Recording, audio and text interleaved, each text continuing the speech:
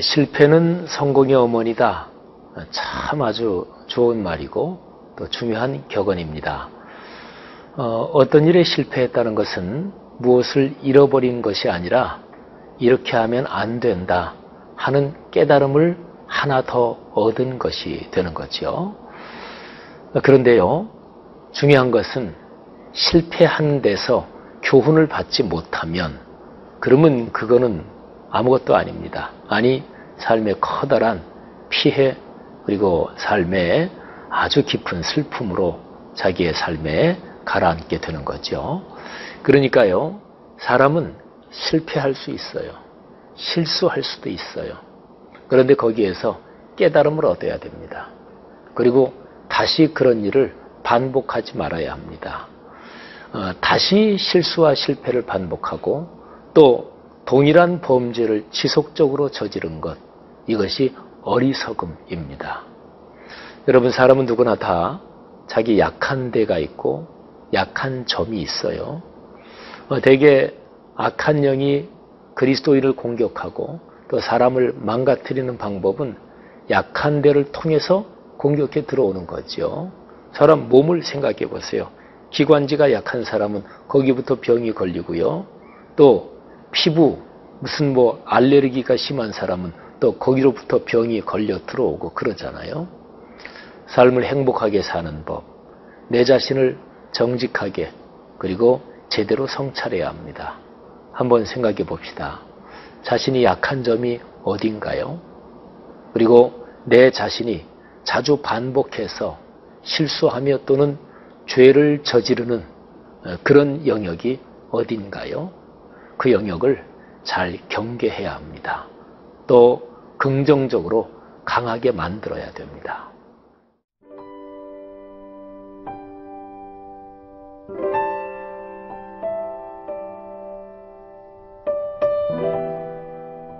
열왕기하 17장 13절에서 23절 말씀입니다.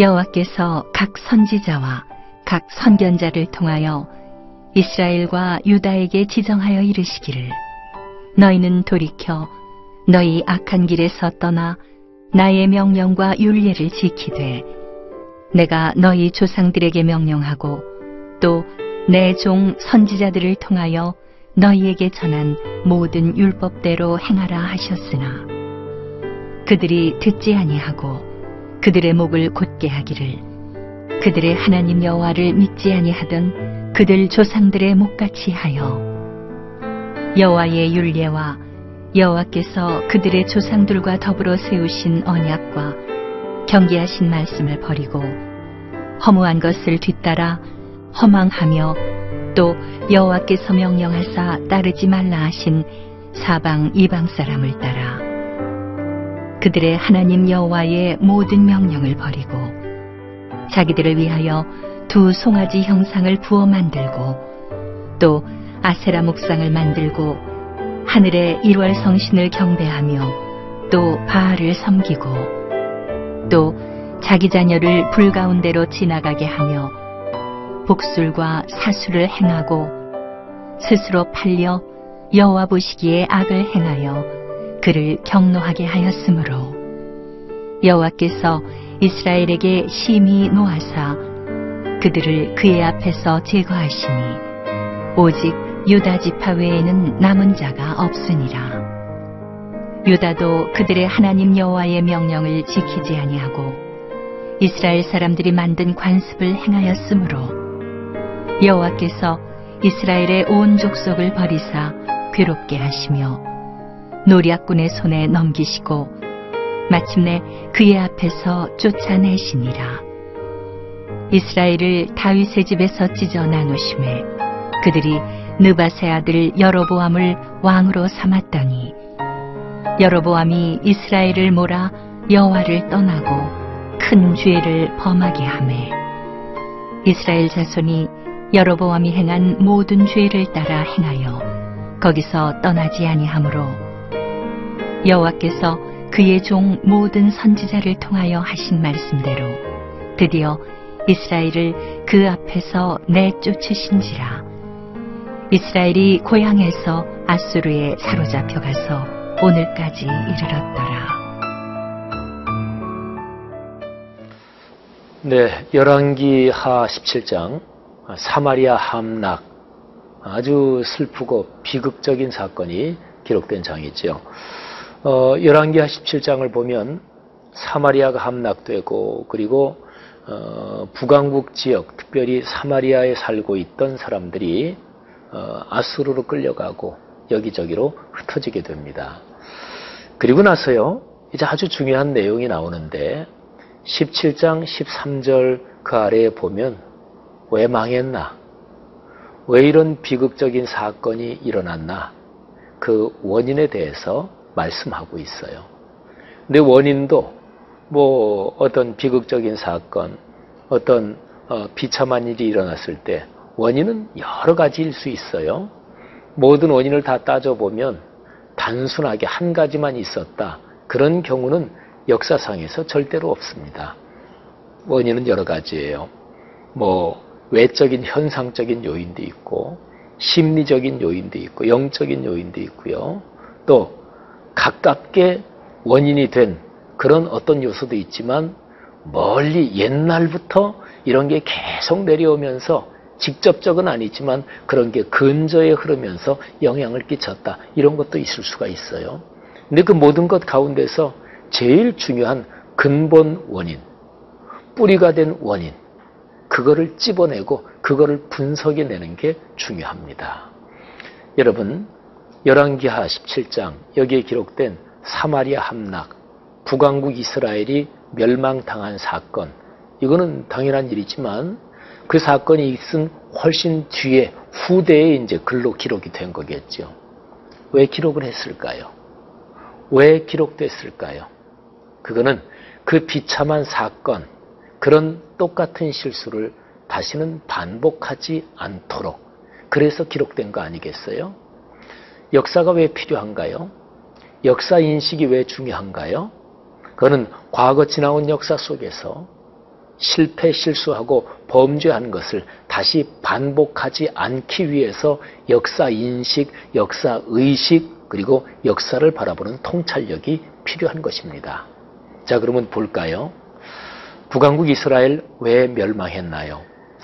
열왕기하 17장 13절 이하에 보면 북왕국 이스라엘만이 아니라 아직은 멸망당하지 않은 남왕국 유다까지 포함해서 같이 전체 이스라엘을 바라보면서 그들이 심판을 당하는 원인에 대해서 이렇게 얘기를 합니다. 자, 제가 13절, 14절 두 절을 봉독하겠습니다. 여호와께서 각 선지자와 각 선견자를 통하여 이스라엘과 유다에게 지정하여 이르시기를, 이스라엘, 유다, 북왕국, 남왕국 다 나오죠. 너희는 돌이켜 너희 악한 길에서 떠나 나의 명령과 율례를 지키되 내가 너희 조상들에게 명령하고 또 내 종 선지자들을 통하여 너희에게 전한 모든 율법대로 행하라 하셨으나, 14절입니다. 그들이 듣지 아니하고 그들의 목을 곧게 하기를 그들의 하나님 여호와를 믿지 아니하던 그들 조상들의 목같이 하여. 여러분 보세요. 제일 중요한 근본 원인을 지적하고 있는 거예요. 하나님이 말씀하신 건 뭐냐면 내 명령, 율례, 법도, 그러니까 하나님이 모세를 통해서 시내산에서 주신 말씀, 구약의 구조로 보면 신명기를 중심으로 한 그 말씀을 지켜라. 그리고 거기에 핵심은 하나님만을 섬겨라. 우상을 숭배하지 말아라. 이것이었습니다. 여러분, 그리스도인들에게 이 가장 근원적인 계명이 어떻게 인식되는지 그리스도인 각자가 다르겠지만, 근데 이게 일반적으로 표현하면 정신적 가치의 중추입니다. 이게 삶의 기본 틀이 되는 거예요. 그런데 이스라엘이나 남왕국 유다나 이거를 제대로 지키지 않았습니다. 그래서 이어지는 말씀 쭉 보면은 여러 가지 우상 숭배한 모습들이 거기에 기록이 되어 있습니다. 그리고 18절에 보면 이스라엘, 북왕국이 그 죄가 더 컸어요. 그래서 18절에 이렇게 기록합니다. 여호와께서 이스라엘에게 심히 노하사 그들을 그의 앞에서 제거하시니 오직 유다 지파 외에는 남은 자가 없느니라. 근데 유다는 잘했느냐? 아니, 그 19절에 보면 유다도 그들의 하나님 여호와의 명령을 지키지 아니하고 이스라엘 사람들이 만든 관습을 행하였으므로 20절입니다. 여호와께서 이스라엘의 온 족속을 버리사. 여러분, 구약 성경 진리의 말씀에 기록된 이 역사인식의 가장 기본적인 틀을 주목해야 합니다. 우리나라가 잘 사는 길이 무엇일까요? 한번 이 틀에 대입해서 진지하게 생각해 보십시오.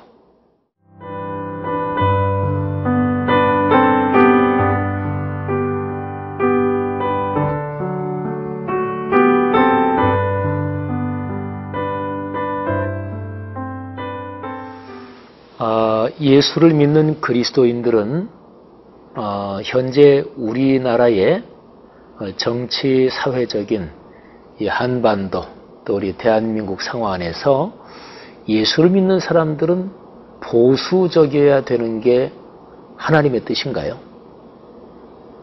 아니면 진보적이어야 되는 게 하나님의 뜻인가요?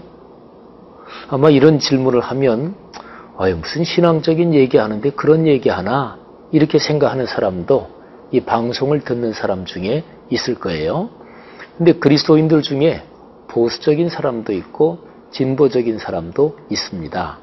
또 아주 극우파 이런 입장을 가진 분들도 있고 또 아주 극좌 이런 입장을 가진 사람들 중에서도 예수 믿는 사람들이 있습니다. 그거는 이제 삶의 스타일일 수 있고 자기의 기질일 수도 있고 여러 가지일 수도 있는데요. 그런데 중요한 것이 있습니다. 성경 말씀의 기본적인 가치관, 성경 말씀이 가르쳐주는 데 대해서 진지해야 된다. 진실해야 된다. 그것입니다. 성경은 그저 장식품으로 있는 것이고 눈 가리고 아웅하는 그런 것이 결코 아닙니다. 자, 열왕기하 17장 거기에서 이스라엘이 멸망한 이유, 하나님을 제대로 섬기지 않았다. 우상을 섬겨서 그렇다. 유다도 역시 마찬가지다. 이스라엘보다는 죄가 조금 덜하지만 우리나라 그리스도인들이 하나님이 이 나라를 지키신다. 또 하나님께서 이 나라를 도우시기 위해서 간절히 구국기도 같은 것도 하잖아요. 근데 진짜로 하나님이 지키신다, 미국이 지킨다, 둘 중에 어떤 겁니까? 물론 현실적으로는 세계사의 흐름 가운데 미국은 우리나라하고 참 중요한 나라지요. 그러니까 미국과의 관계를 잘 해야 되겠죠. 이거는 정치학자들 또 정치하시는 분들 잘 해야 될 일이죠. 그런데 궁극적으로 놓고 보면 나라는 하나님이 지키신다. 그러니까 성경의 가르침으로 보면 이 땅에 있는 그리스도인들이 어떻게 신앙생활하느냐 거기에 나라의 운명이 걸려있다. 이거는 성경적으로 정확합니다. 그러니까 하나님이 지키시느냐 미국이 지키느냐 이거는 양자택일의 문제는 물론 아니에요. 근데 근원적인 거하고 현상적인 거 이렇게 나눈다면 근원적으로는 미국이 지키는 거 아니에요. 하나님이 지키시는 거지. 미국과의 관계 또는 일본, 중국과의 관계 주변 나라들과의 관계 이거는 현실 정치 또는 현실 외교에서 우리가 잘 해나가야 될 문제지요. 예를 들어서 전시작전 통제권 언젠가는 우리나라가 가져와야지, 그죠? 우리나라가 독립적인 주권 국가인데 전쟁이 벌어진다. 그러면 작전 명령권이 지금 우리한테 있지 않아요? 미국 쪽에, 그쪽에, 연합군 쪽에 그게 있단 말이에요. 그러니까 언젠가는 가져와야 되는데 당장 가져오는 게 좋으냐? 또는 좀 더 있다가 가져오는 게 좋으냐? 성경은 이 둘 중에서 어떤 게 좋다? 이렇게 얘기하지는 않아요. 그거는 이제 정치적으로, 외교적으로 여러 가지 현상을 보고서 결정해야 될 문제. 그런데 그럼에도 불구하고 여전히 중요한 것은 근원적으로 하나님을 예배하는 것에 나라가 죽고 사는 게 달려있다. 이 사실을 진짜 믿느냐 그겁니다. 말은 그렇게 하면서 사실은 안 믿고 있는 사람이 너무나 많은 거 아닌가요? 그리스도인이 이 사실을 무섭게 믿으면 그러면 교회와 그리스도인을 선거 때마다 이용해 먹으려고 하는 정치꾼들이 그리스도인 무서워합니다. 저 예수 믿는 사람들은 성경에 철저한 사람들이야. 거짓말하는 정치인들이 그리스도인을 무서워해야 이게 당연한 현상입니다. 그런데 별로 그런 것 같지 않아요. 그죠? 사랑하신 여러분, 우리나라의 운명이 이 땅에 있는 한 5, 6만 개의 교회들, 이 땅에 있는 지금 현실적으로 한 800에서 900만 된다고 하는 그리스도인들이 우상을 숭배하지 않고 하나님을 제대로 성경적으로 예배하는 여기에 우리나라가 죽고 사는 게 걸려있다. 이 사실을 성경적으로 확신해야 합니다. 그것이 하나님의 뜻이라는 것을 분명히 알고 나라를 그렇게 사랑해야 합니다.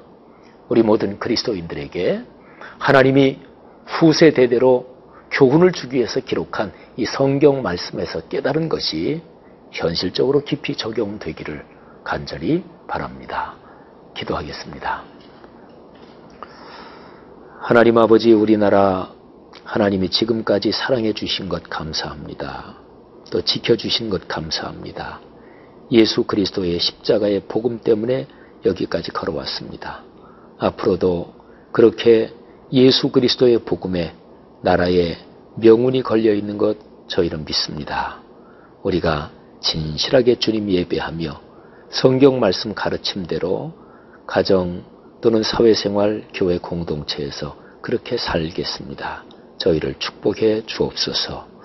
정치인들 또는 현실적인 여러 분야의 지도자분들에게 하나님께서 참 지혜로운 판단력, 통찰력을 주셔서 이 나라 잘 이끌고 갈 수 있도록 축복하실 줄 믿고, 특별히 그분들 중에서 예수님을 믿는 분들에게 더 큰 은혜를 주옵소서.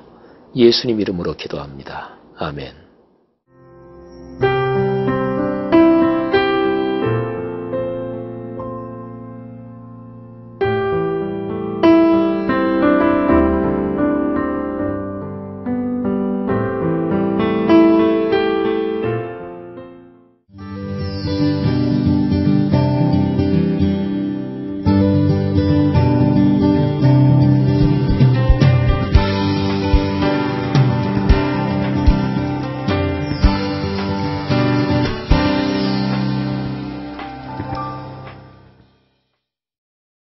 제2회 CGNTV 생명의 삶 큐티 간증수기 공모전.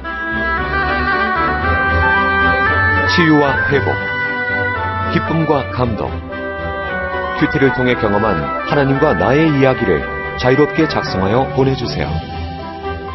분량은 A4지 한두 장으로 주제에 맞는 큐티 간증과 더불어 이름, 전화번호, 주소, 출석교회, 큐티 날짜와 본문, 공모전을 알게 된 계기 등도 함께 보내주세요. CGNTV 홈페이지에 있는 큐티 간증수기 공모전 페이지에서 작성하거나 공모전 접수 양식을 다운받아 작성하여 이메일로 보내실 수 있으며, 수기로 작성한 경우 우편 접수도 가능합니다. 이번 공모전은 7월 1일부터 8월 31일까지 진행되며 당선작은 9월 16일 홈페이지 및 개별로 통보될 예정입니다. 당선되신 모든 분과 참가자를 위한 다양한 상품도 준비되어 있습니다. 제2회 CGNTV 생명의 삶 큐티 간증수기 공모전. 하나님의 말씀을 사모하는 분들의 많은 관심과 참여 바랍니다.